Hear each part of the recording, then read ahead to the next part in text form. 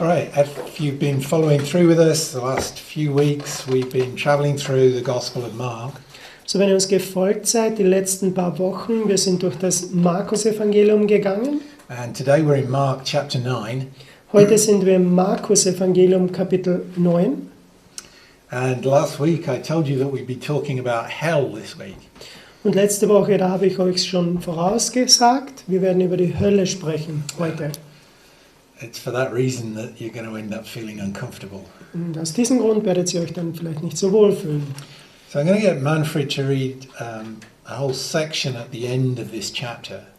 So, ich werde jetzt einen ganzen Abschnitt lesen vom Ende dieses Kapitels. Okay? I'm going to ask him to read from verse 41 down to verse 50.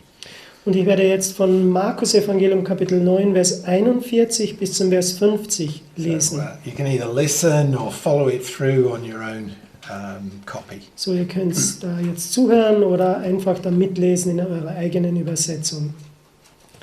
Denn wer euch einen Becher Wasser in meinem Namen zu trinken gibt, weil ihr Christus angehört, wahrlich, ich sage euch, ihm wird sein Lohn nicht ausbleiben. Wer aber einem der Kleinen, die an mich glauben, Anstoß zur Sünde gibt, für den wäre es besser, dass ein Mühlstein um seinen Hals gelegt und er ins Meer geworfen würde. Und wenn deine Hand für dich ein Anstoß zur Sünde wird, so haue sie ab. Es ist besser für dich, dass du als Krüppel in das Leben eingehst, als dass du beide Hände hast und in die Hölle fährst, in das unauslöschliche Feuer, wo ihr Wurm nicht stirbt und das Feuer nicht erlischt. Und wenn dein Fuß für dich ein Anstoß zur Sünde wird, so haue ihn ab. Es ist besser für dich, dass du lahm in das Leben eingehst, als dass du beide Füße hast und in die Hölle geworfen wirst, in das unauslöschliche Feuer, wo ihr Wurm nicht stirbt und das Feuer nicht erlischt. Und wenn dein Auge für dich ein Anstoß zur Sünde wird, so reiß es aus. Es ist besser für dich, dass du einäugig in das Reich Gottes eingehst, als dass du zwei Augen hast und in das höllische Feuer geworfen wirst, wo ihr Wurm nicht stirbt und das Feuer nicht erlischt. Denn jeder muss mit Feuer gesalzen werden, wie jedes Opfer mit Salz gesalzen wird. Das Salz ist etwas Gutes.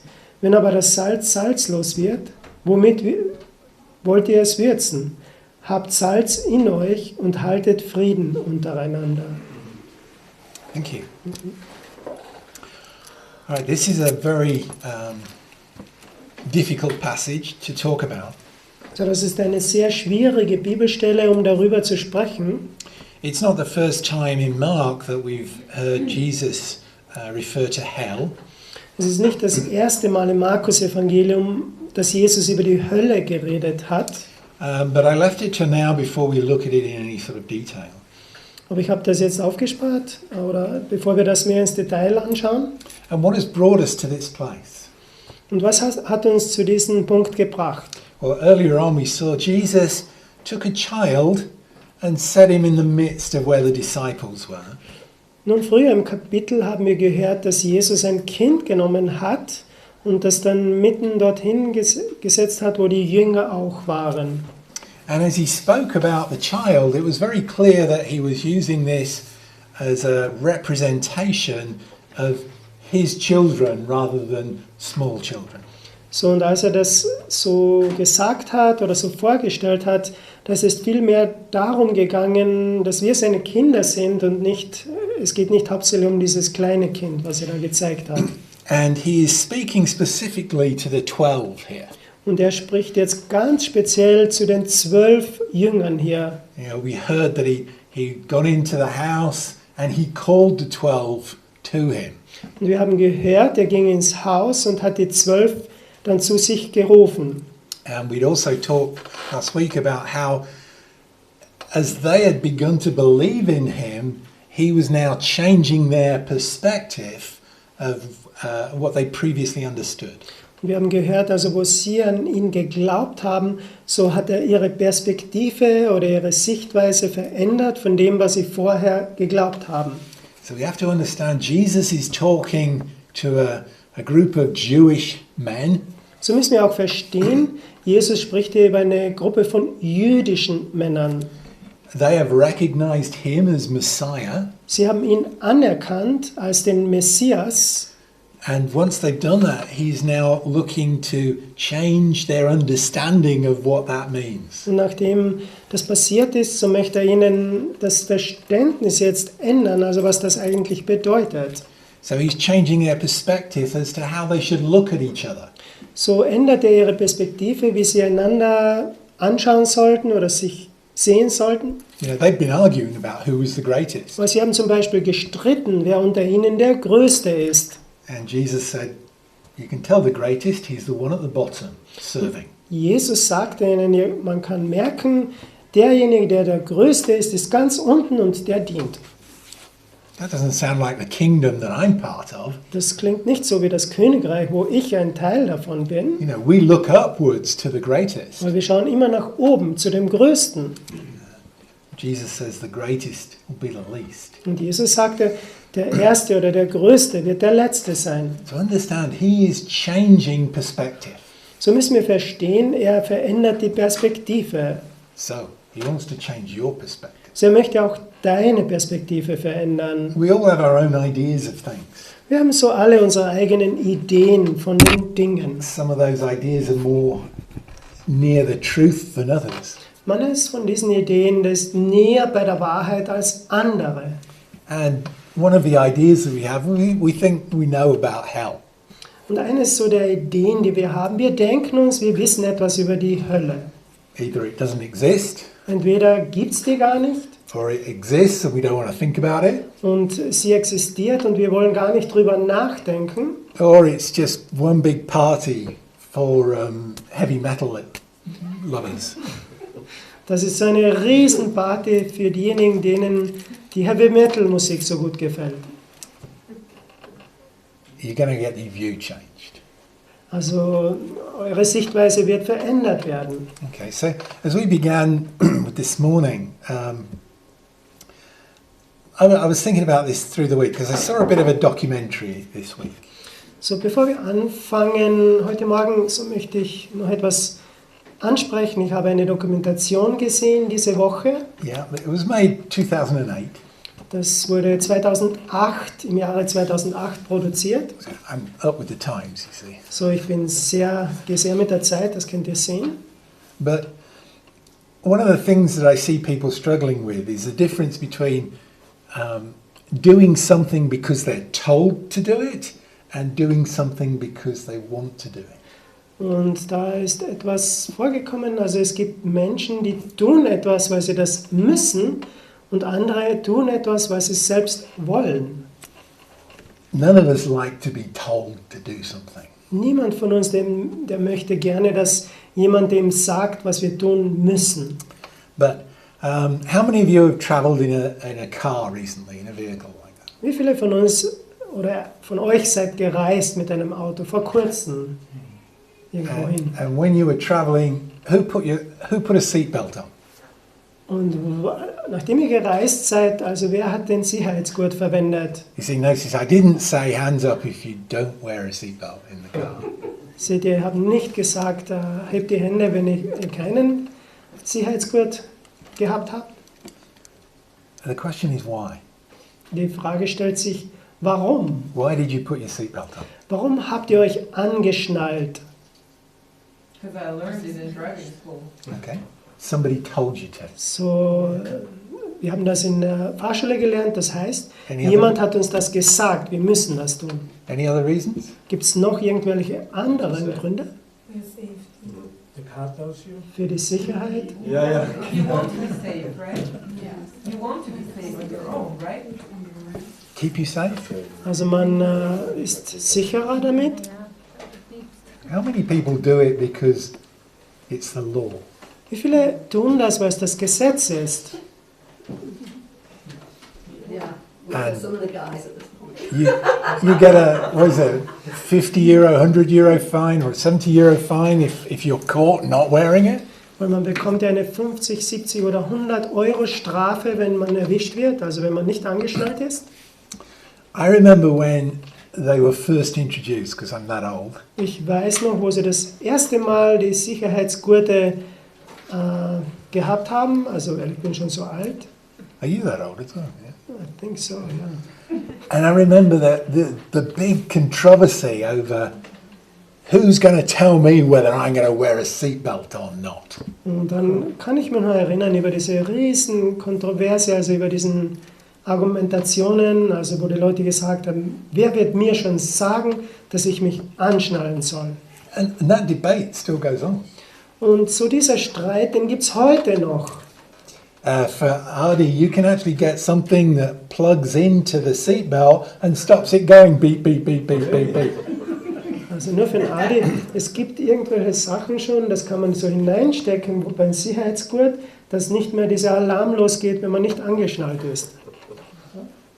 And you get all these stories about, well, what if you're trapped in the car and you can't get the seatbelt undone and you burnt alive?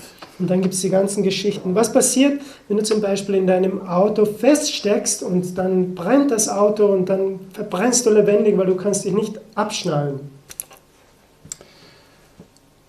Back to this documentary that I watched. Wieder zurückzukommen zu diesem Dokumentarfilm, den ich mir angeschaut habe. You know that most cars these days, you only have to bump against something really soft and you get a dent in it. Also die meisten Autos heutzutage, wenn man etwas anfährt, also was gar nicht so hart ist, da hat man sofort eine Delle dann. You know, you hit a shopping trolley and it's 2,000 euros worth of damage. Zum Beispiel, du fährst in so einen Einkaufswagen hinein und hast einen Schaden von 2.000 Euro. The reason for that is that cars are made to crunch. Der Grund dafür ist, die Autos sind dafür gemacht, dass sie so eine Knautschzone haben, dass sie so quetschen.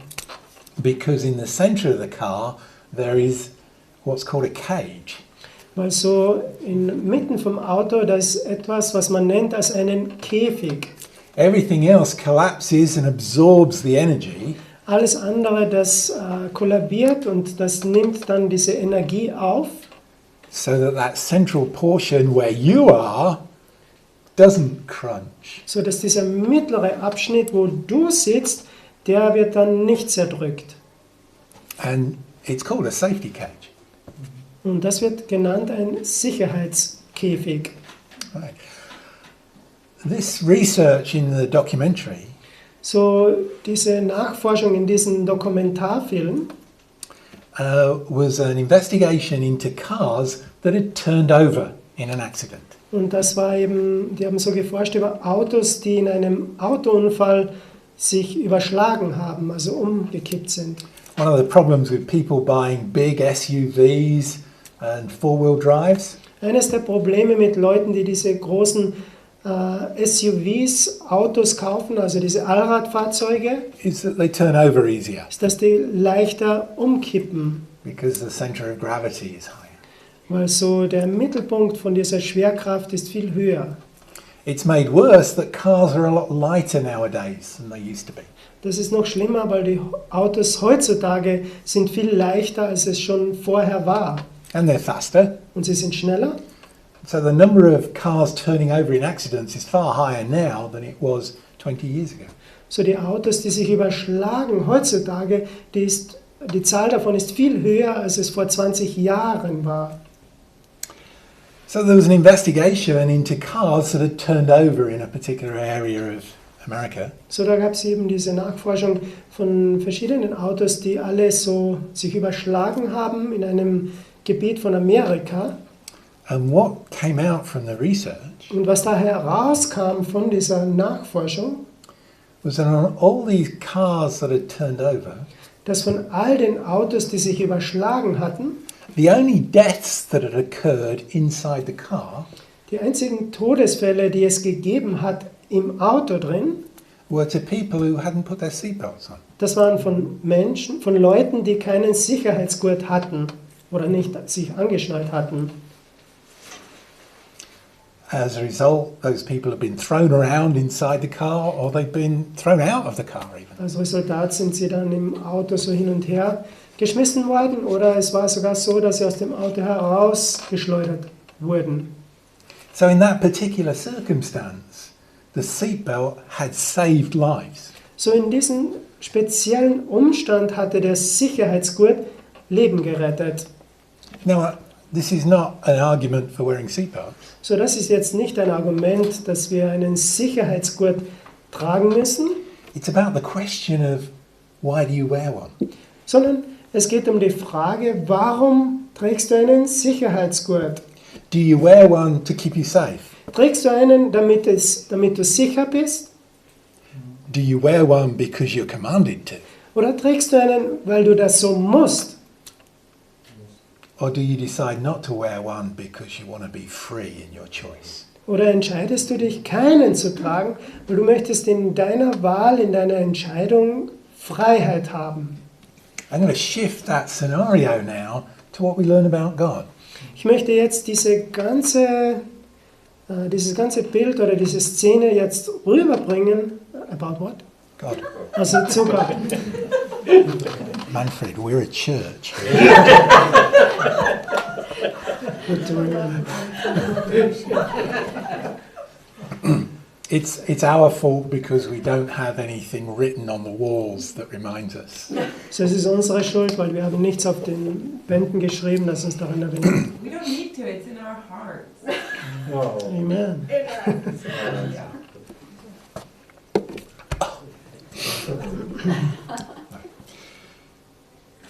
Sometimes we look at God in the sense that all he ever does is tell you what to do. Manchmal schauen wir zu Gott nur in diesem Sinn, er sagt uns immer, was wir tun müssen. The commandments, Die Gebote, the law. das Gesetz. But there's another side too. Ja, da gibt's aber noch eine andere Seite dazu. And that's that what he says to us Und was er uns sagt, is intended to keep us safe. das ist dazu gemeint, dass wir sicher sind. And sometimes what he says to us about not doing his commandments Und manchmal, was er uns sagt darüber, wenn wir nicht seine Gebote halten, we find that kind of offensive. dann sind wir fast beleidigt. But remember the seatbelts? Wisst ihr noch Bescheid über diesen Sicherheitsgurt? Are you going to wear a seatbelt because I show you or tell you all the awful things that happen to people in accidents who haven't got a seatbelt on? Wirst du einen Sicherheitsgurt tragen, weil ich dir sage, all die schrecklichen Dinge, die Leuten passiert sind oder passieren, die keinen Sicherheitsgurt tragen? Or are you going to wear one because the person telling me to wear one actually has my interests at heart? Oder wirst du einen tragen, weil derjenige, der mir das sagt, hat wirklich mein Interesse im Herzen? I know that when you leave this morning, you're all going to put your seatbelt on. Ich weiß, wenn ihr von heute wegfährt, werdet ihr alle euch anschnallen. Coming back to what Jesus said in this passage, Wir kommen nochmal zurück darauf, was Jesus sagt in diesem Abschnitt. and particularly it's directed at others, those around, the little ones that believe in Jesus. Und es geht jetzt ganz besonders darum, an die Kleinen, die an Jesus glauben. Jesus begins to talk about what happens if we cause somebody else a problem. So Jesus spricht darüber, was passiert, wenn wir ein Problem für jemand anderen verursachen. And we need to grasp what he's saying. Und wir müssen das jetzt begreifen, was er sagt. Whoever gives you a cup of water to drink in my name because you belong to Christ, then he will not lose his reward. Verse 41. Vers 41. So denn wer euch einen Becher Wasser in meinem Namen zu trinken gibt, weil ihr Christus angehört, wahrlich, ich sage euch, ihm wird sein Lohn nicht ausbleiben. Giving somebody a cup of water is a good thing, it's a refreshing thing, but it's not an expensive thing. So wenn euch jemand Wasser gibt, das ist etwas Gutes, etwas Frisches, es ist nicht teuer. So whoever gives you, because you're a Christian, just some small thing, then they'll not lose their reward. They'll be blessed. So wenn jemand euch etwas gibt, wenn es nur ganz, ganz wenig ist, nur weil ihr ein Christ seid, dann werden sie einen Lohn dafür bekommen. But whoever offends one of these little ones that believes in me, it would be better if A millstone was hanging around his neck and he was cast into the sea. Und jetzt lesen wir in Vers 42, wer bei einem der Kleinen, die an mich glauben, Anstoß zur Sünde gibt, für den wäre es besser, dass ein Mühlstein um seinen Hals gelegt und er ins Meer geworfen werde. And we talked about the word offend or anstoß, this idea of trapping somebody.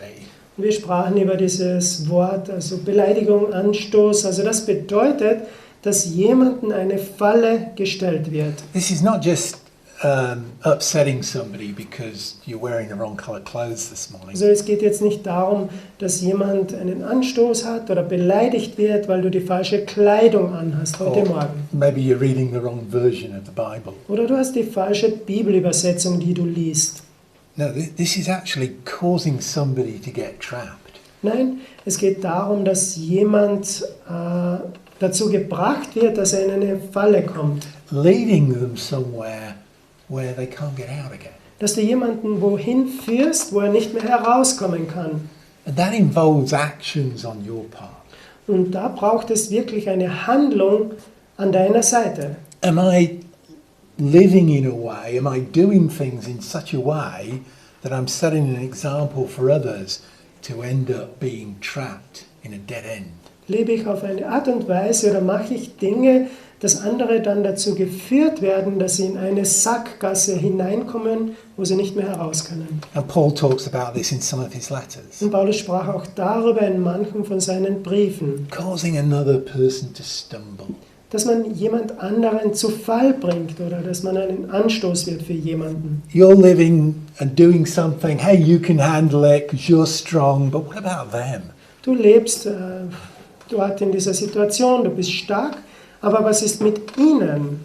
You know, I never forget our friends back home.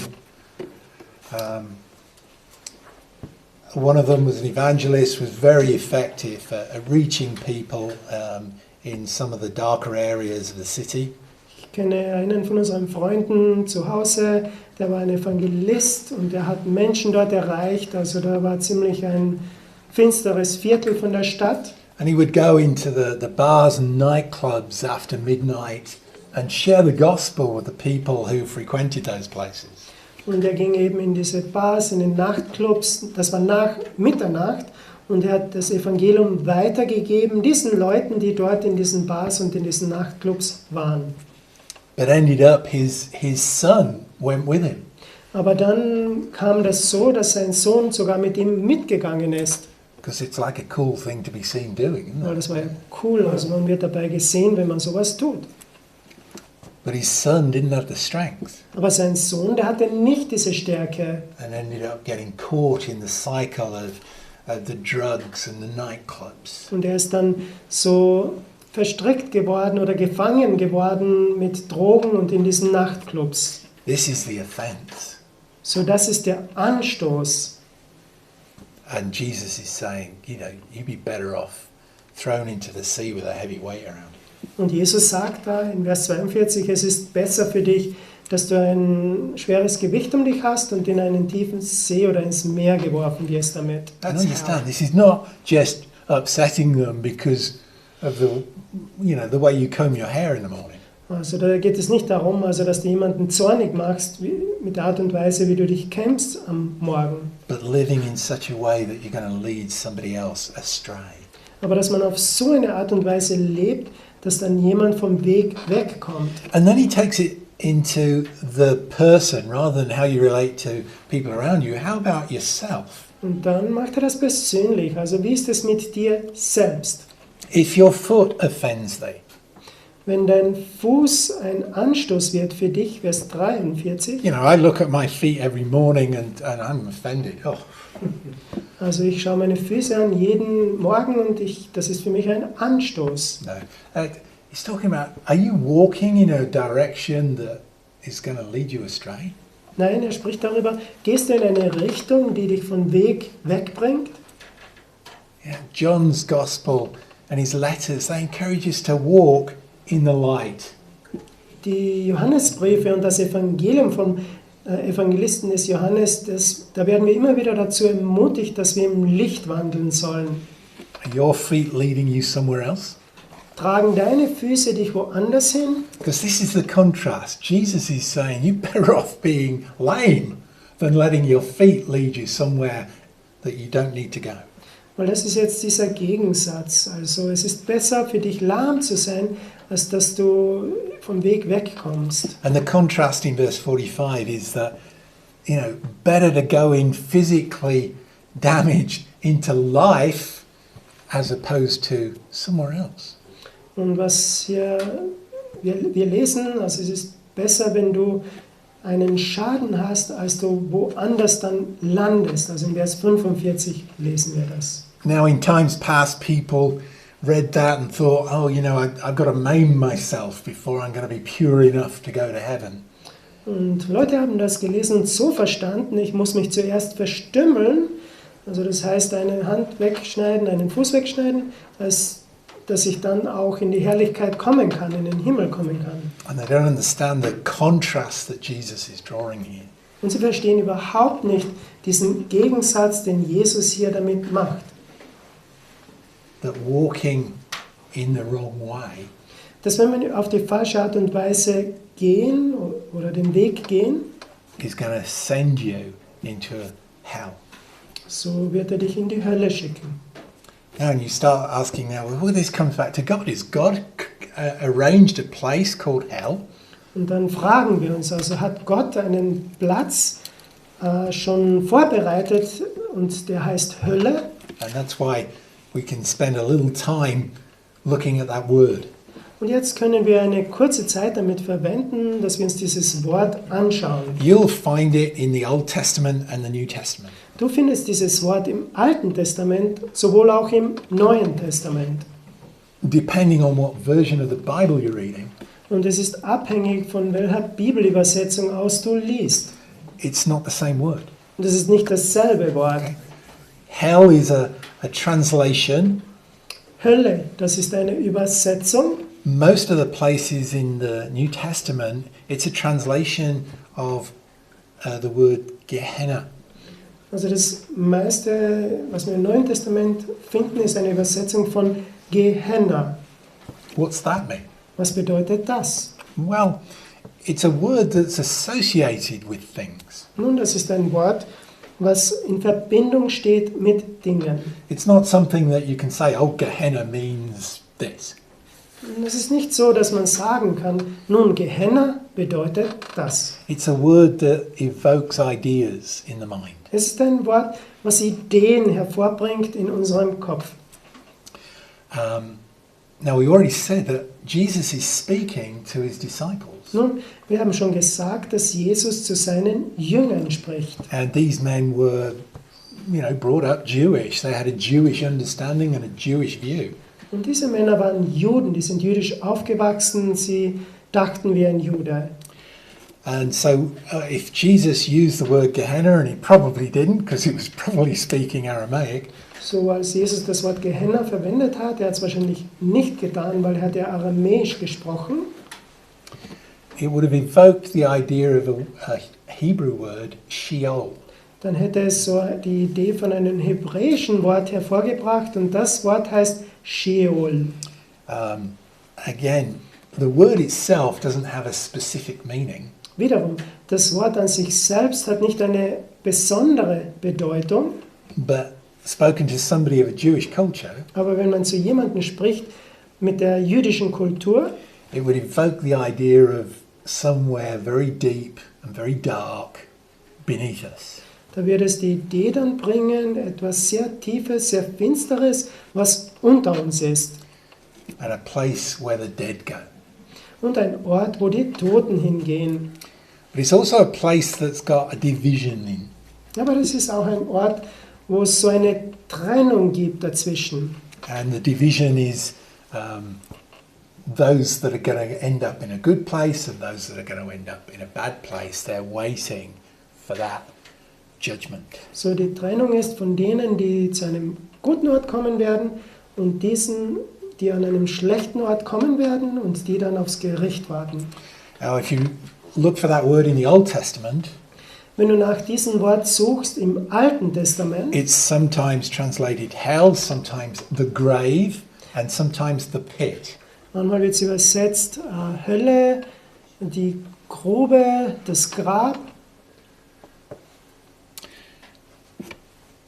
The pit is probably the nearest to a good translation. So die Grube, das ist wahrscheinlich am besten für eine gute Übersetzung. There's another word for grave or like you have in a cemetery. Da gibt es noch ein anderes Wort für Grab, also was man am Friedhof hat. But in a sense it's the grave because it's where the dead go. It's not talking about where the body is, it's talking about where the dead person is in their spirit or their soul. Weil es geht darum, wo diese Toten hinkommen, also nicht unbedingt wo der Körper ist, sondern wo auch der Geist, wo die Seele hinkommt. The Jewish understanding was that you went there and you were waiting. So wie die Juden das verstanden hatten, du bist dort hingekommen und da hast du dann gewartet. And you were waiting for the day of judgment. Und du hast gewartet auf den Tag des Gerichts. And come that day, Und wenn dieser Tag dann kommt, those people that had kept the law of Moses, diese Leute, die das Gesetz von Mose gehalten haben, those people that could prove they were sons of Jacob, diese Leute, die das beweisen konnten, dass sie Söhne von Jakob waren, those who were Jewish, also diese, die jüdisch waren, they would go into paradise. die würden dann ins Paradies kommen. The others, Die anderen, the Gentiles, die Heiden, the non-Jews, also die Nicht-Juden, and if you're really orthodox and strict, then some women as well, und wenn du wirklich orthodox warst und sehr streng, auch manche Frauen, they would go to a place that God had created just to burn them. also die kamen an einem Ort, den Gott geschaffen hat, nur dass sie dort verbrennen können. A place of continuous fire. Ein Ort, wo immer es Feuer gibt. God created it to get rid of the Gentiles. Gott hat das dazu geschaffen, dass er die Heiden los wird. Now, you won't find all that detail in the Bible. Nun, du wirst nicht all dieses Detail in der Bibel finden. You'll find it in sort of Jewish superstition. Du wirst das so in jüdischen Aberglauben finden. But it's some of those pictures that Jesus is working with. Aber das sind so ein paar Bilder, mit denen Jesus hier jetzt arbeitet. And so he's taking those ideas and he's changing them. So nimmt er diese Ideen jetzt und er ändert sie. What he doesn't change in the portion we're looking at Was aber nicht verändert in diesem Abschnitt, den wir uns hier anschauen, is an idea of this place of fire. ist diese Idee vom Ort des Feuers. And it brings us to another Greek word, not just Gehenna, but Hades. Und das bringt uns zu einem anderen griechischen Wort, nicht nur Gehenna, sondern Hades. This is something that most Greeks would understand. Das ist etwas, was die meisten Griechen verstanden A haben. place of punishment, a place of torment. So ein Ort von der Strafe, von Peinigung. And Jesus is actually talking about that there's a place that, somebody who's not walked in the right way will end up being thrown into this place of torment. Und Jesus, der spricht darüber, wenn jemand nicht so gut gelebt hat, er kommt dann an diesen Ort, wo er dann bestraft wird. And we like to think about Jesus being, talking about everybody loves and the love of God. Und wir denken an Jesus, dass er alle liebt und an die Liebe Gottes And forgiveness. und Vergebung. And all those things are right. Und all diese Dinge, die stimmen auch. But we have to see them in a context. Aber wir müssen das alles auch im Zusammenhang sehen. If forgiveness was for everybody, Wenn die Vergebung für jeden wäre, it means that sin has no value. dann bedeutet das, dass die Sünde keinen Wert hat. And we might ask then, so what's it all about? God could just forgive everybody, couldn't he? So, dann denken wir uns, worum geht es da eigentlich? Gott könnte einfach jeden vergeben, oder? Kann er das nicht? What that does away with is what is right and what is just. So, das nimmt dann das jetzt weg. Was ist richtig und was ist recht? I'm sure you want God to forgive you. Ich bin mir sicher, dass du möchtest, dass Gott dir vergibt.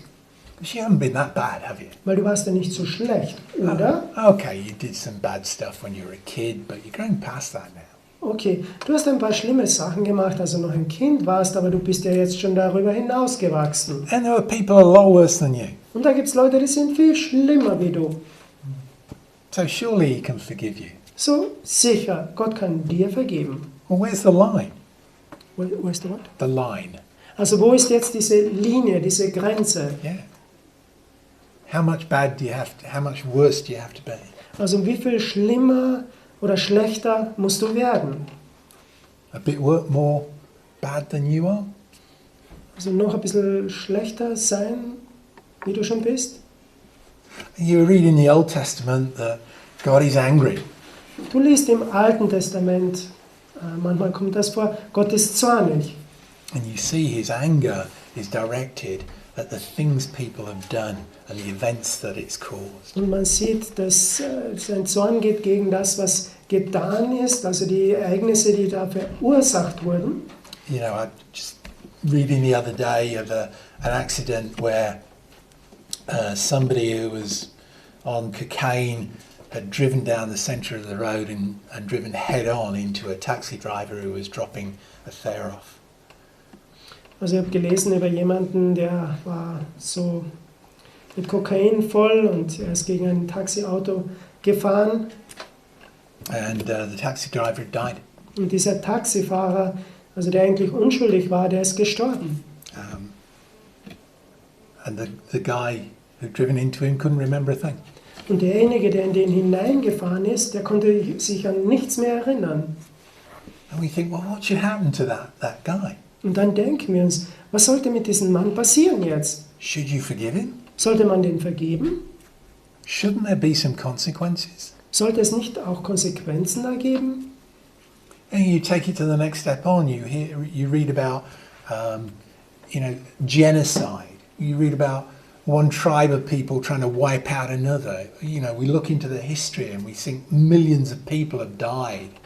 Dann sehen wir zum Beispiel, wenn Völkermord verübt wird oder ein Stamm bringt den anderen Stamm um, oder wenn wir so in eine Geschichte zurückblicken, dass Millionen von Menschen gestorben sind. Are there no consequences? Gibt es da Konsequenzen? Should you just forgive everybody? Sollte man da einfach jeden vergeben? And yet, what I realise when I think those things is that there is an inbuilt sense of right. Aber ich denke, da gibt es so einen eingebauten Sinn von Recht oder richtig sein. But it's twisted. Aber das ist alles so verdreht, It's biased. also auf den Kopf gestellt. Biased towards me.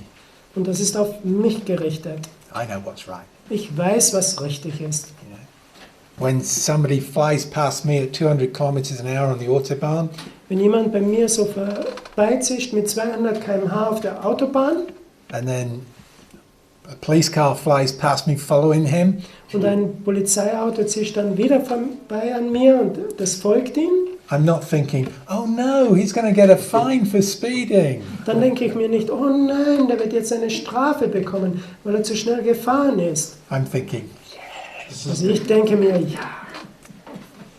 but if the police car was following me and I was doing 132 kilometers an hour, Aber wenn das Polizeiauto mir nachfährt und ich bin 132 km/h schnell gefahren, I go, what did you stop me for? und dann denke ich mir, wofür ist das jetzt gut? It's a biased, twisted view. Also so diese verdrehte Sichtweise. God has a different view. Gott hat eine andere Sichtweise. It's like light and darkness. Es ist wie das Licht und die Finsternis. Light, Licht. you can measure it. Licht kann man sogar messen. Darkness, Finsternis? what is darkness? Was ist Finsternis? It's an absence of light. Das ist die Abwesenheit vom Licht. That's all. Das ist alles. You know, you can get measurements of light. There's very little light, there's more light, there's lots of light, there's so much light I can't see. Also es gibt solche Bemessungen von Licht. Es ist ein bisschen Licht, ein bisschen mehr Licht, ein bisschen viel mehr Licht. Und so viel Licht, dass man gar nichts mehr sehen kann, weil man geblendet wird. That can be scientifically analyzed. Das kann man wissenschaftlich auch untersuchen. Darkness, Finsternis, when there's no light, that's what there is. wenn es kein Licht gibt, dann ist das so. When there's no right, Wenn es kein Recht gibt, everything's wrong. dann ist alles falsch. and God comes with right. Und Gott kommt mit Recht. This is the righteousness of God. Und das ist die Gerechtigkeit von Gott. And that is the standard. Und das ist der Standard. And we can't meet it. Und wir können nicht zu diesem Standard kommen. So God says, well, you've got to follow my instructions here. Und Gott sagt, du musst jetzt meinen Anweisungen folgen hier. It's not do the law and you'll be righteous. Es geht nicht darum, halte das Gesetz und dann bist du gerecht. It's believing God. Es geht darum, dass wir an Gott glauben. And he will reckon it to you as being righteous. Und er wird dir das dann anrechnen zu deiner Gerechtigkeit, also dass du jetzt gerecht bist.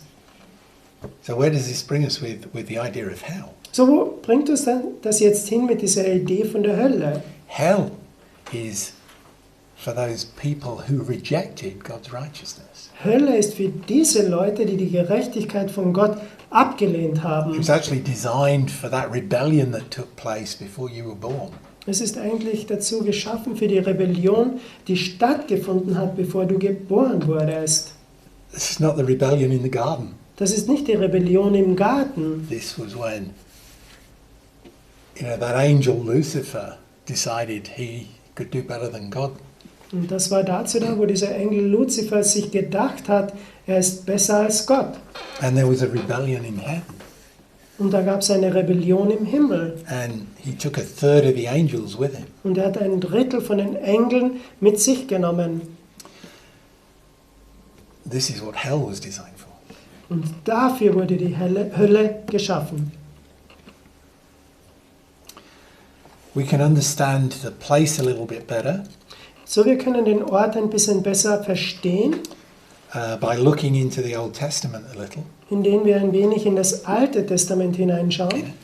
We'll find that Gehenna takes the idea of this constant burning Wir finden, dass dieses Wort Gehenna, also das ist ein Ort, wo es immer wieder brennt. as a translation of a Jewish word meaning the Valley of Hinnom. Das ist eine Übersetzung vom jüdischen Wort und das ist das Tal von Hinnom. That's a valley that's just outside the city of Jerusalem. Das ist ein Tal, das ist nur außerhalb von der Stadt Jerusalem. What's so special about it? Was ist so Besonderes daran? That in the Old Testament it was a place that was desecrated by the worship of Molech. So im Alten Testament war es ein Ort, der dazu geweiht war für die Anbetung von Moloch. At one point, the Jews were led into the worship of a Canaanite god. Zu einem Zeitpunkt wurden die Juden dazu gebracht, dass sie einen kanaanitischen Gott angebetet haben. And that worship involved human sacrifice. Und in dieser Anbetung, da hat es auch Menschenopfer gebraucht. And it was understood that it involved putting somebody in the arms of a heated metal statue. Und es wurde so verstanden, so die Babys wurden da in die Arme von so einer glühend heißen Metallstatue gelegt. And from that point on, the Valley of Hinnom has always been associated with the idea of burning and death. Und von diesem Zeitpunkt an war das Tal von Hinnom immer wieder in Verbindung mit Brennen und mit dem Tod. And you begin to understand the anger of God. Und jetzt beginnt man den Zorn von Gott zu verstehen. That this nation he'd revealed himself to Dass diese Nation, der sich Gott offenbart hat, He'd looked after them, he'd drawn them out of slavery, er hat sich um diese Nation gekümmert, er hat sie aus der Sklaverei herausgeführt, he'd given them a land, er hat ihnen ein Land gegeben. and at one point they decided to reject that God and go after this other God that involved the sacrifice of babies. Und zu diesem Zeitpunkt haben sie dann Gott verlassen, sind dann diesem Gott nachgelaufen, denen sie dann Menschenopfer brachten mussten, wo Babys geopfert wurden. And God said, that's all right, I forgive. Und Gott sagt dann, okay, das ist so in Ordnung, ich vergeb's einfach. No, God was angry Nein, Gott war zornig, because they knew better. weil sie wussten das besser. And despite that knowledge, Und trotz diesem Wissen, dieser Erkenntnis, they still went ahead and worshipped this God. haben sie trotzdem diesen Gott angebetet. You know, we're not talking about a person on a desert island who's never heard about God here. Nun, wir sprechen nicht über einen, der auf einer verlassenen Insel ist und noch nie etwas über Gott gehört hat. Same applies to Lucifer as an angel. He served God in heaven. He knew everything and still thought he could do better. Und dasselbe wendet sich auch auf den Luzifer an. Der war in der Herrlichkeit Gottes, er hat Gott gedient und er dachte sich, er weiß es besser. This was what Jesus was comparing for the disciples. Und das hat Jesus auch verglichen für die Jünger. For those that reject their revelation of God. Für diese, die die Offenbarung von Gott ablehnen, This is the consequence. das ist die Konsequenz. This is not God taking his vengeance. Das ist nicht, dass Gott jetzt seinen Zorn auslässt oder sich rächt. Even our idea of punishment is the wrong word for this. Sogar die Wort Strafe ist ein falsches Wort dafür. I like the idea of consequences. Also mir gefällt diese Idee von Konsequenz besser. Going back to the seatbelt picture. Wir gehen wieder zurück zu diesem Sicherheitsgurtbild. You're in the car.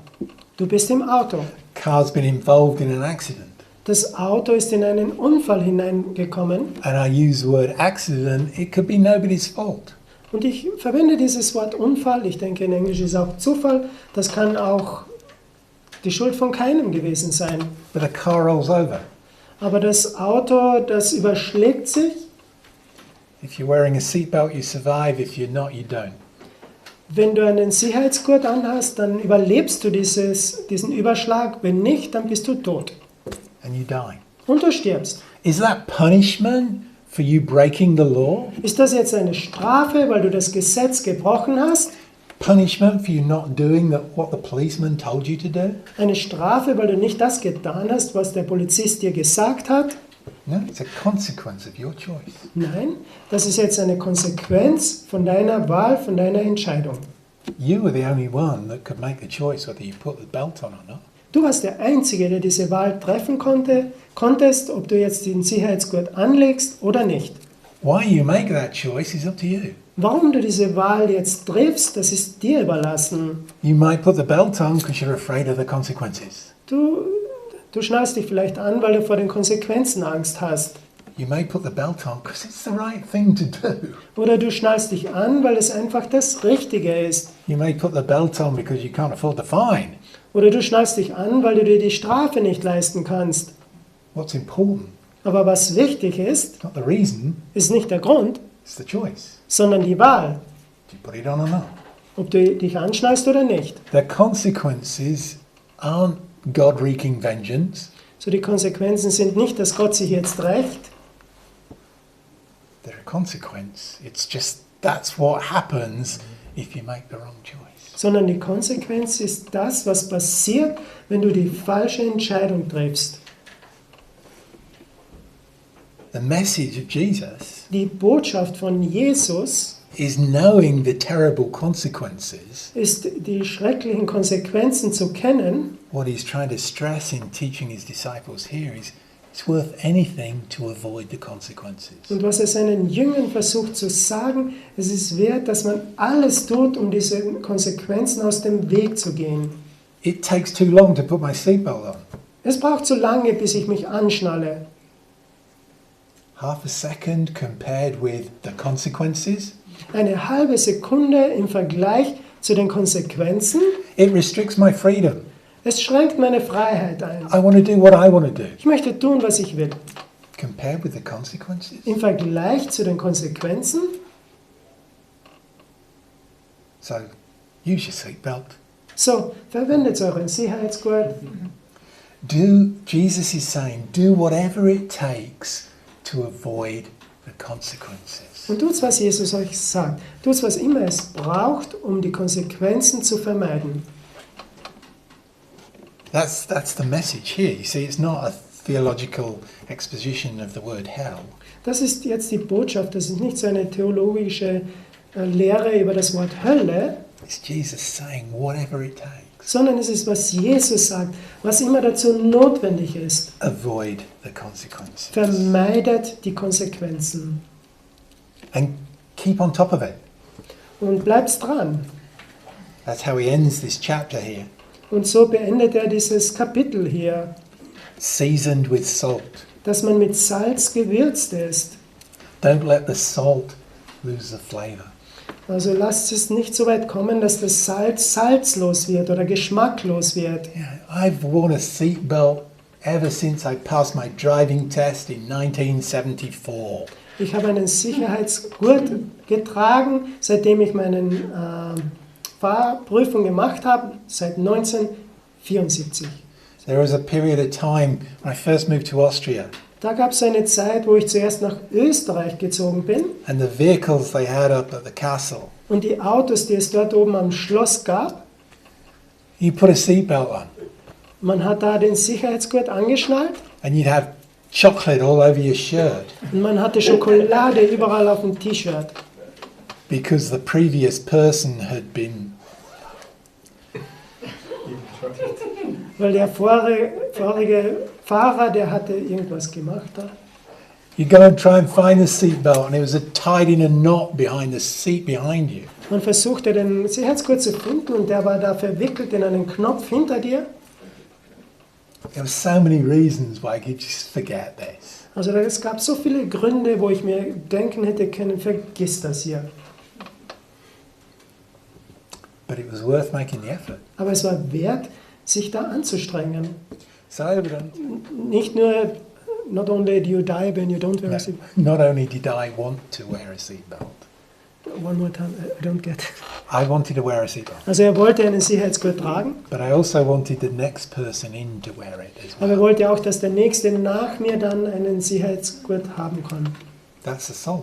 So, das ist das Salz. I want to avoid the consequences. So, ich möchte die Konsequenzen vermeiden. I want you to as well.